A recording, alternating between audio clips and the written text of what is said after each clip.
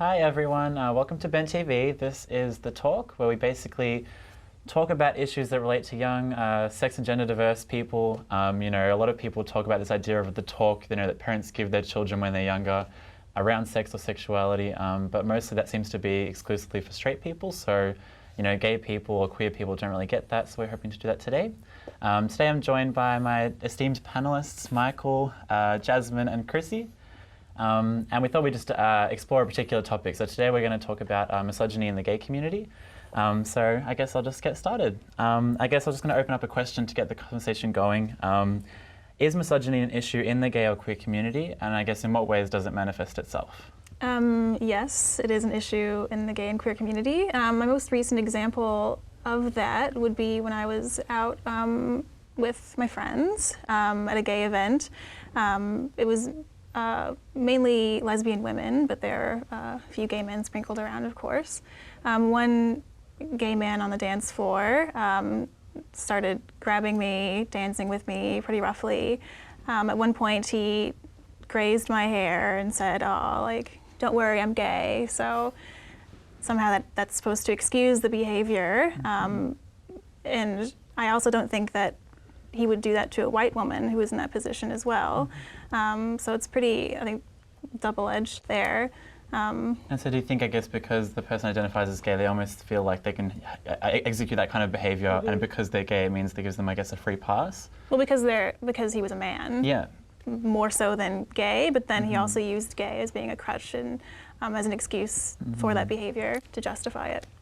Definitely. Like, straight men, as you were saying, like, they still have that kind of sense of entitlement to a woman's space and body and hair specifically for black women as well. But like, I think for gay men, like, your experience, like, he was using his gayness to kind of negate that kind of straight male privilege, even though he still had that male privilege where he, because he's gay, he like doesn't want to, have sex with you, but like he's still, that almost excuses it. Like, oh, I'm allowed to like sexually assault you basically, but because I'm, it's like just a joke or whatever because I'm gay. Like, I don't actually want to have sex with you, so it's okay, even though that's like really messed up.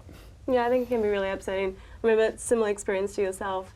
A friend who was also gay, he like touched my chest and was just like, yeah, but it's okay because I'm gay. And it doesn't change the fact that as a person you're still very much entitled to respect and privacy and consent and everything that comes with people's personal space.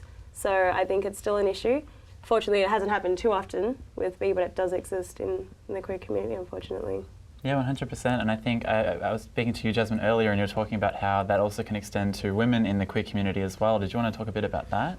I guess when it comes to some lesbians who adhere to this strong identity of masculinity, sometimes they can pick up some of those toxic masculine traits and fall into objectifying other women, especially feminine women.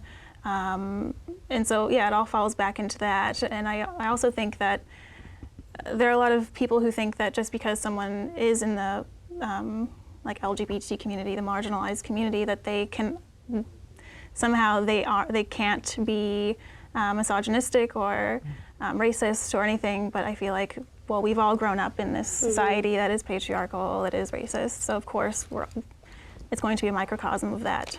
Yeah, it's one of those things, like, I've for a long time naively assumed that because we're part of a group that has experienced oppression and discrimination that we couldn't possibly, be like that towards other marginalized communities. But I found increasingly that's definitely not the case in terms of racism, sexism, misogyny. But even some of the language I hear some of my gay friends use around, like, when they're talking about women, using really derogatory words that you wouldn't normally use, like, unless you were being sexist. I know, for instance, like, a lot of men or gay men might identify, one of their close female friends as like being a fag hag. And I know that I totally respect people who actually use that term as a term of empowerment. Women might identify that way as well as their gay male friends might identify them that way. But it just seems like such a, arbitrary term that, you don't see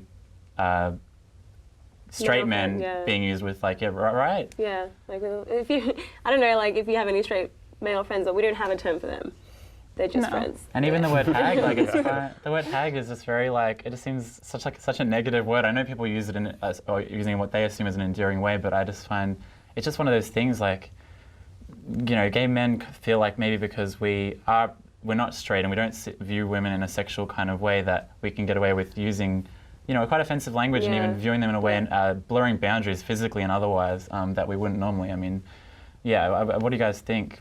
More broadly, like, you know, gay men perpetrate abuse, saying, you know, women experience it as well, you know, that idea of, you know, have you experienced that, Chrisi? What do you mean with like the fag hat? No, or even just with women, you know, the idea of like, you know, if you're as a lesbian woman, you know, needing to be a certain way or even perpetrating sexism to other women. Look, I can't think of anything right now, but I thought another point was with you guys on like Grindr, this whole idea of like no femmes allowed, that feeds into sexism and misogynistic, and that's not cool.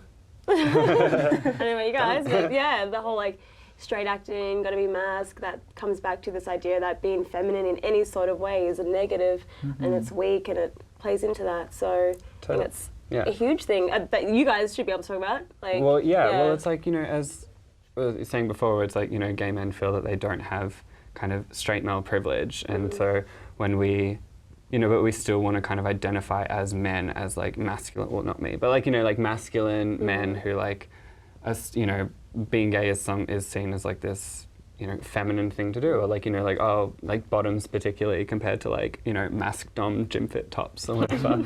But yeah, it's like the same thing. It's just like masculinity based on this like negation of femininity, and like femininity in men or on a male body is somehow like lesser, right? Yeah. It brings that whole like patriarchal idea that, you know, women or femininity is seen as subpar to men. You know, masculinity is the ideal. You know, if you're not, you know, reaching those kind of levels, if you're not, I guess, presenting yourself in a particular way, or you're presenting yourself in a quite a feminine way, you're seen as lesser in the community. You don't have as much capital as someone who would be, you know, what would be seen as archetypically masculine, right?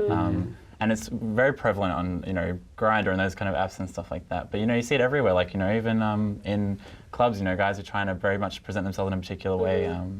So I'm kind of curious, because I feel like in the lesbian community, it's not, if you're feminine, that's just a different type of like queer lady. Like, it's not, I feel that we don't, what's the word, prioritize or idolize a certain type of like queer women. Like, we're not like we want to be all more masculine, because we're like, we've got masculine ones, you've got more femme, butch, whatever labels you want to use. With males, is that, I feel like it's not the same. Like, I feel like you do kind of focus on masculine, or? Definitely seems to be, I think, yeah, it's just the idea of men being, you know, we're conditioned from when we're young to be like, to strive to be what is seen as being archetypically male, which is emotionless, you know, masculine, you know, that kind of thing. But that was a really great talk, guys. So thank you so much.